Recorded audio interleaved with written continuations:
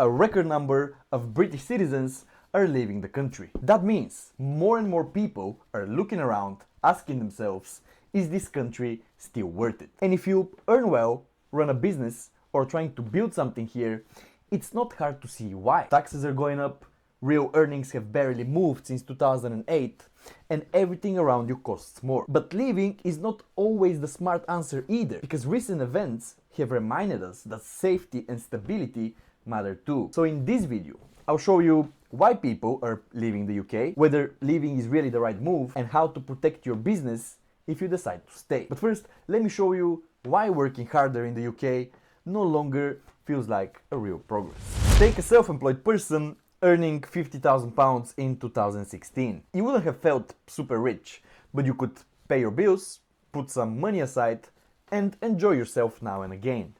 Now take that same person today. To have the same buying power as £50,000 had in 2016, they'll need to earn about £70,000 today. And this is a huge jump.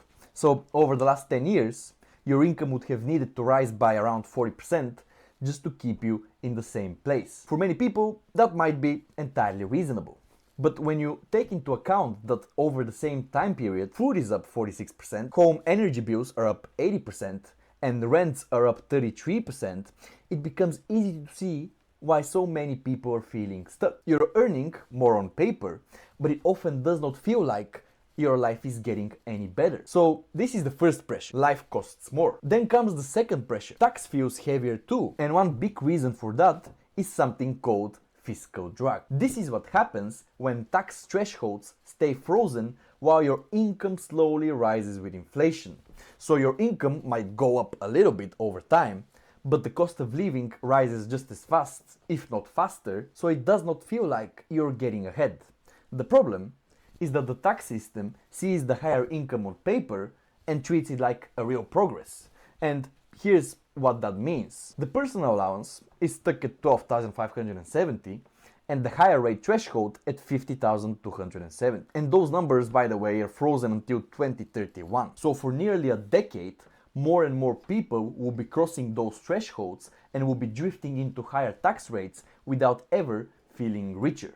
And this is the easiest way for the Treasury to collect more money without lifting a single tax rate. But then if you run a business, the pressure gets even heavier. Because if you employ people, it costs more because the employer national insurance went up. If you want to take dividends out of your company, the tax rates are going up from April 2026. If your company profits rise, corporation tax is higher now. And even if you're doing everything properly, the admin side is getting more demanding too. Making tax digital is starting from April 2026 for self-employed people with turnover above £50,000. Company directors face extra identity checks through Companies House. HMRC expects cleaner records, better system, and less room for mistakes. So the pressure is now coming from three directions all at once. Life costs more, tax feels heavier, and compliance is more demanding. And in my view, the people who feel this the most are not the very rich or the very poor, it's the productive middle. People who are not poor enough to be protected from low thresholds and the welfare system, but not wealthy enough to just live without consequences. So you're left with the people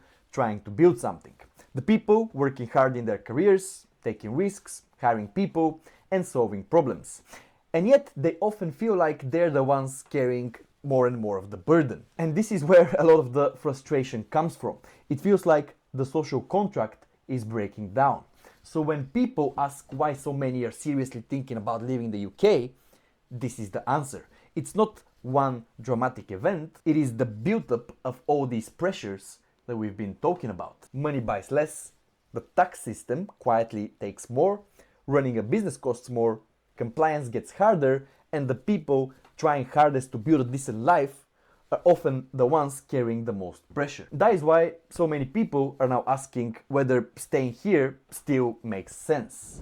So once people get to that point, the next question comes very quickly. Should I just leave? And for some people, maybe the answer is yes. But leaving a country is not just a tax decision. It's a life decision, a business decision, a family decision, and sometimes a risk decision. Because on paper, the grass always looks greener somewhere else. Low tax countries can sound very attractive. Better weather, better lifestyle, lower tax. But tax is only one part of the picture, because leaving is not just about finding a lower tax rate.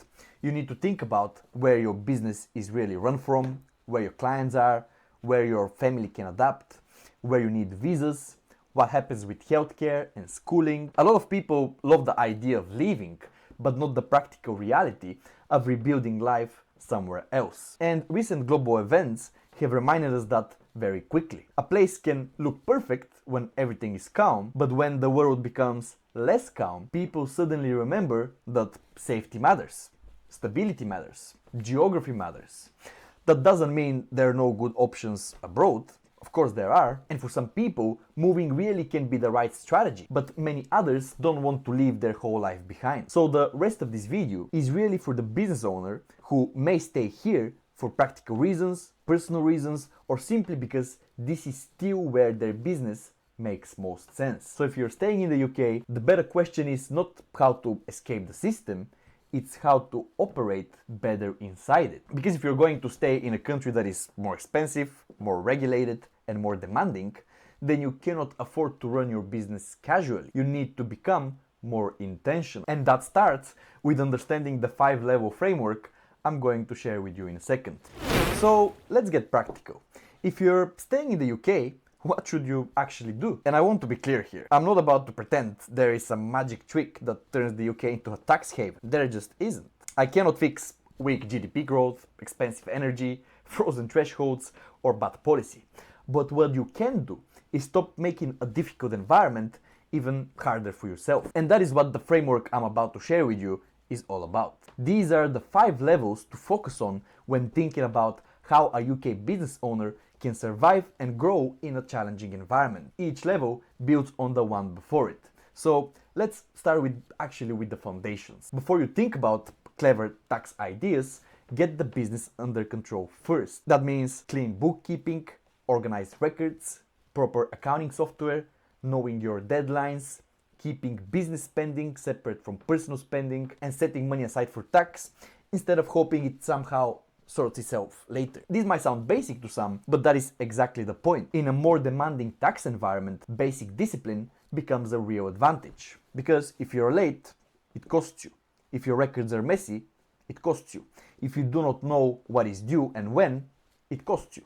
So one of the cheapest ways to save money and reduce stress is to stay organized and get level 1 right. Once the basics are in place, the next step is making sure you are not paying more tax than you need to simply because you are not using the rules properly. This is where you make sure you're claiming what you're genuinely allowed to claim. And this can include many things, amongst which vehicle costs, use of home, travel and subsistence. I'm not going to cover all of them here. The point is that you don't need to know every rule in the tax system, you just need to understand the ones that actually apply to your situation and to your industry and to your business model. And this is where a lot of people miss simple savings because they assume tax planning must be something complicated.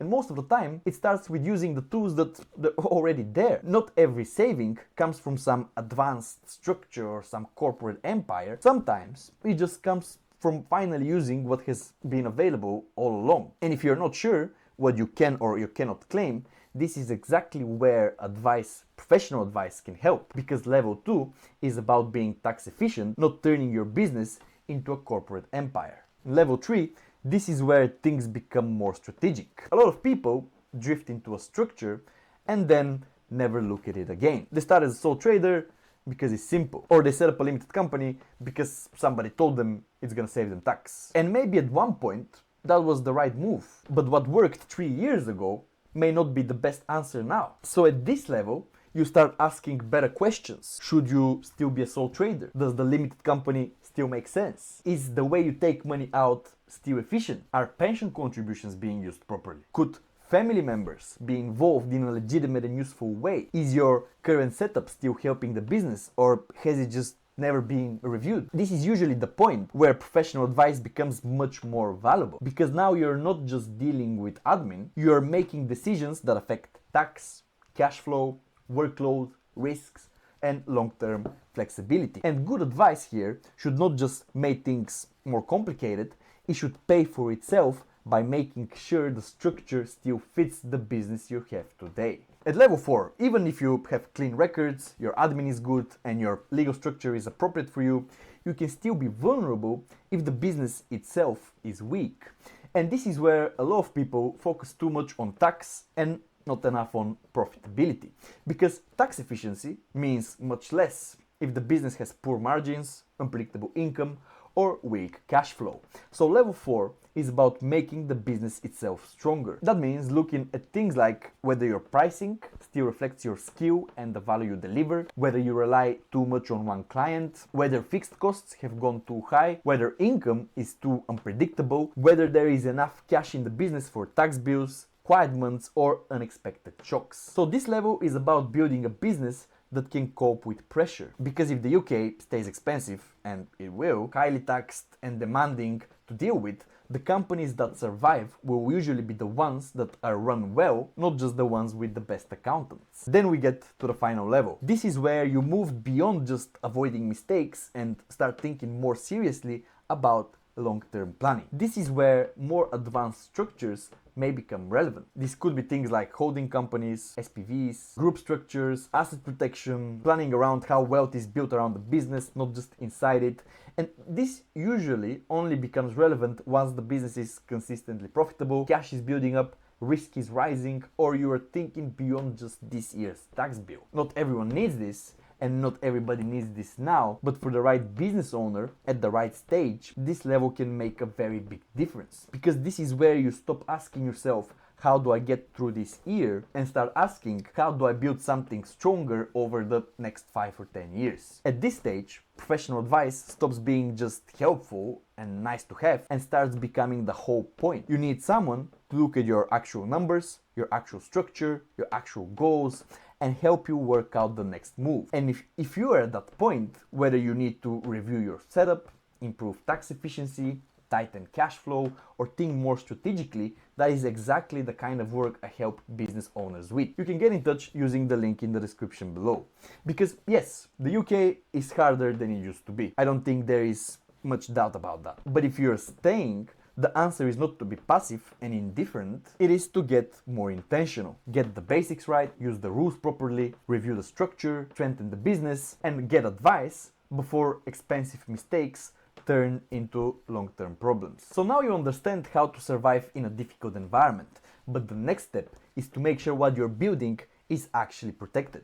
So watch this video next, where I'll show you how to protect your business assets using the exact same framework wealthy people use.